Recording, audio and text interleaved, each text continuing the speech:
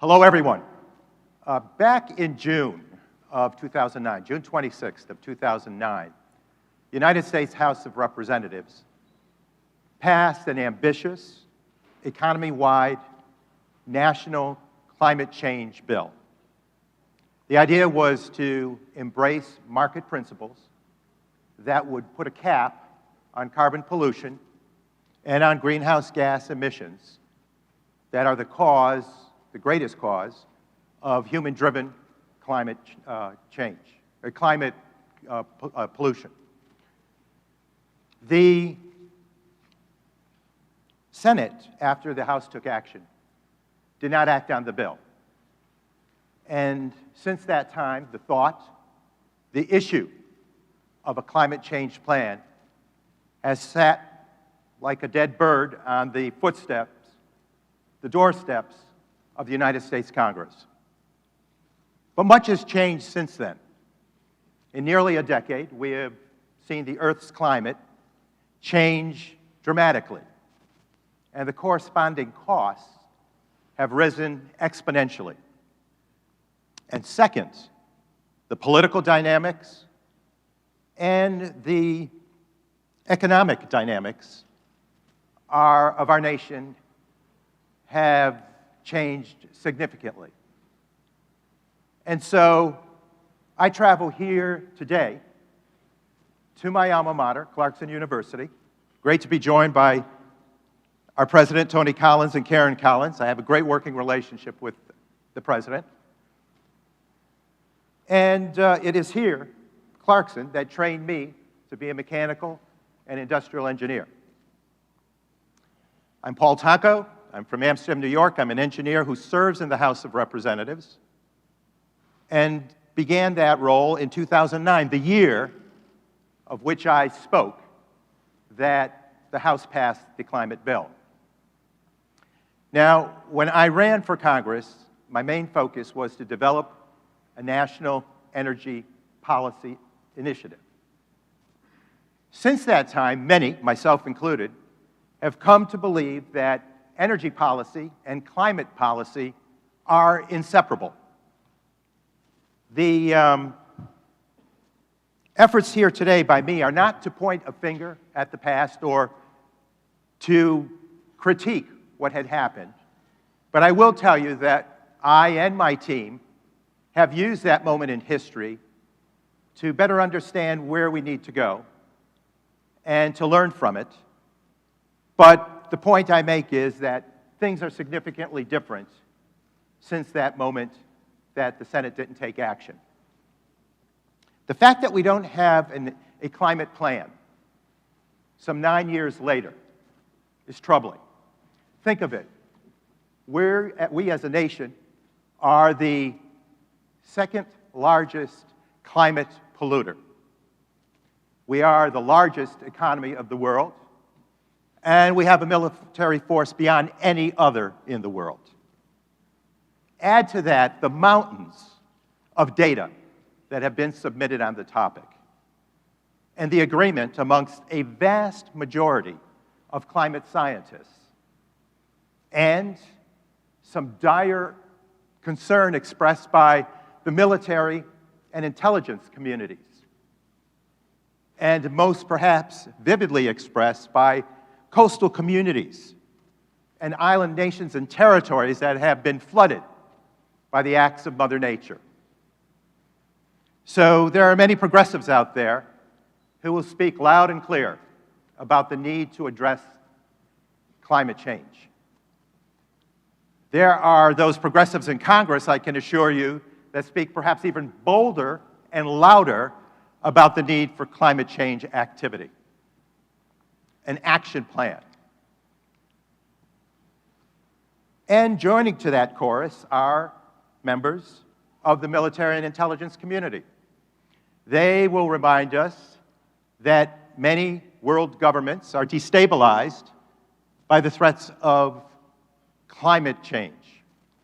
There are those concerns that within our global community, there's an intense increase of stress that may relate to conflict amongst that global community. And closer to home, the Pentagon strongly suggests that nearly about a half of our bases need to be outfitted in response to climate change. We then hear from the public health arena, experts in that field that indicate to us that there's this increase of diseases like heart disease, emphysema, asthma, and other diseases. Devastating statistics that claim lives, yes, but also are the reason for people to be home away from work or for kids to be home away from school. And those same experts will inform us that as pollutants enter our atmosphere, some of those may stay there for some 200 years. The financial and business community speaks boldly about the topic. Many companies, Fortune 500 companies, have joined in the efforts to pledge to reduce emissions and to insert themselves into a clean energy economy. Then there's the faith community in an ecumenical way, raising its voice, reminding those who practice a faith, no matter which book you may open, whatever scripture, the call, the challenge to be a sound steward of the environment is a dictate to the faith community. Pope Francis expresses it in a tender way. Climate is a common good. It belonging to all and meant for all. So we indeed are called to this ecumenical need for stewardship of the environment. And so much talk has come together, but talk won't solve the problem. We need to define an action plan, a climate action plan. What does that require? Well, I would suggest that it begins with taking this to each and every elected official in our nation, asking two questions. One, what is your plan? And two, what is your budget? Let's look at the plan. Let's look at some of the attempts that have been made to address climate change. Many of them came through the regulatory fiat, pretty much driven by the Clean Air Act of 1970. Nearly a half-century old. And when the Clean Air Act was drafted, it did not have climate change in mind. We're talking nearly 50 years ago. And so we've attempted to use that template of the Clean Air Act to create a response. And it's like inserting a square peg into a round hole. It needs congressional adjustment, fine-tuning. The regulatory efforts have ranged from the power sector, where we have a Clean Power Plan initiative, to the transportation sector with fuel economy standards, CAFE standards, that reduce the two major sectors of pollution. And the interesting feature of climate change is that of its scale. Many of these regulatory attempts by communities and states have enabled us to go further with national and international focus. And so we have this regulatory effort that doesn't have the groundings that statutory reform would have. And it serves at the whim of political coming and going. And so the efforts there that even done on a national or international scene, the Paris Agreement, which picked up some of this regulatory insertion, now finds countries entering, Syria and North Korea, the U.S. leaving. So we need necessarily to take congressional action to provide more certainty to the outcome. Let's look at the budget. There are certain scales that we need to address. I put that into three categories. Status quo, doing nothing. Heavy damage to our economy. Some $306 billion in the last annual calculation. of what climate change has meant to our economy. And also the understanding that since 2001, we have had 17 of the 18 hottest years on record. So doing nothing is not an answer. We then look at situations like adaptation, where we perhaps build the levees to rise above the tides. We do more hardened infrastructure, addressing building codes and building standards to fight the forces of Mother Nature. That will probably save us billions, if not trillions, but still not solving the problem. And so we kind of create an arms race against our own environment. And then third, there's mitigation, talking about prevention or at least reduction, going to the heart of the matter, solving in policy format in responsive ways the climate crisis. That's probably where the smart money is. So we have our choices to develop a plan and develop a budget. As we talk about the budget, I think it's important for us to look at the American economy and our markets. There are called these blind spots in our unregulated economy, areas that cause pain and consequence and a related cost to the economy and to our health. These blind spots are sometimes referred to by the economics community as externalities. They are a cost of doing business, and we need to address that by inserting that blind spot in our economy, assigning it a value, placing a cost on carbon, and entering it into the mix so that it is addressed as a cost of doing business. That allows us then to provide a sustainable economy that addresses all the factors of cost to our economy and our health. That brings me back to the cap and trade model that I addressed in my opening comment some 9 years ago. The effort there is to cap pollution.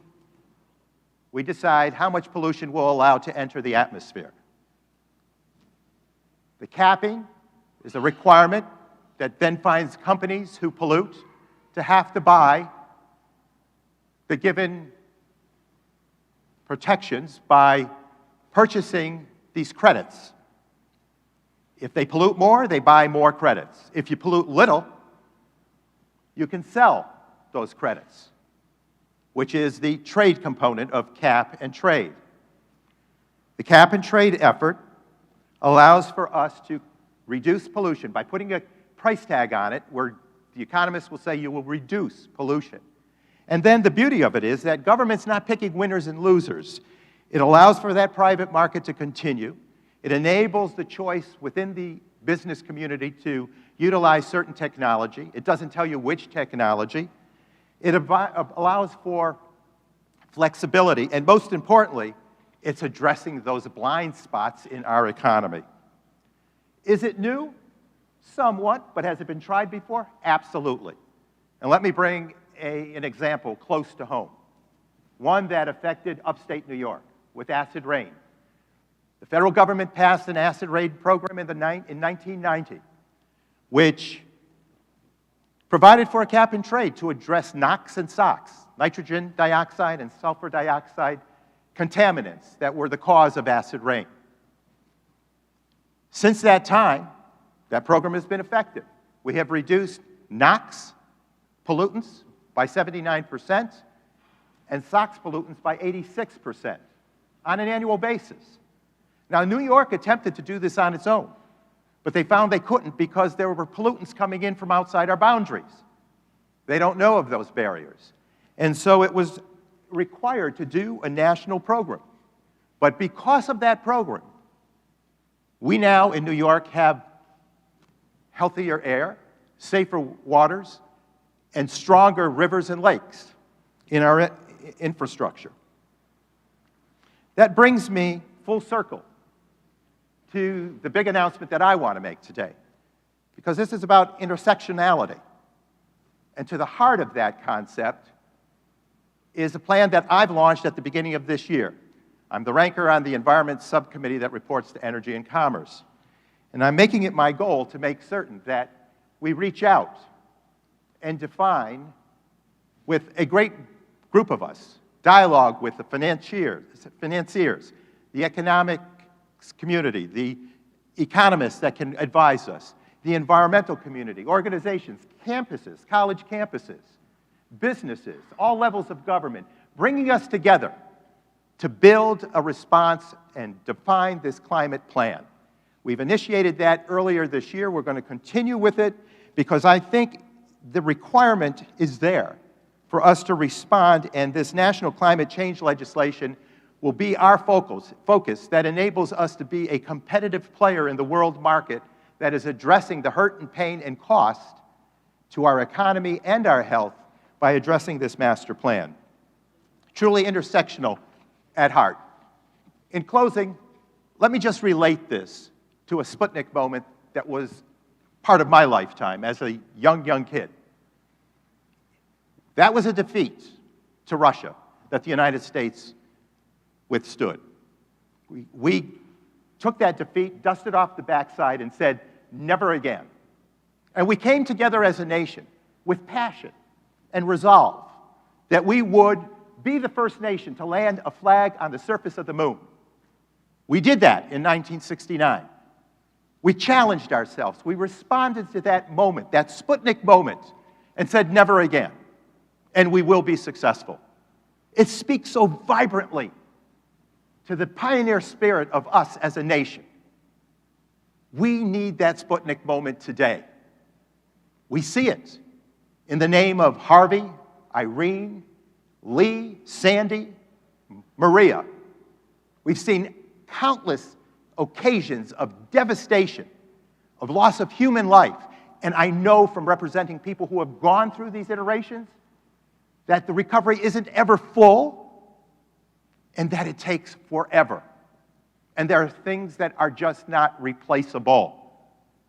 So I'm here today speaking to this launching of an intersectionality of an idea that will launch this plan for climate action. We need to do it now. Now is the moment. We have those Sputnik moments to guide us and inspire us. And I thank you all for the invitation to be with you today.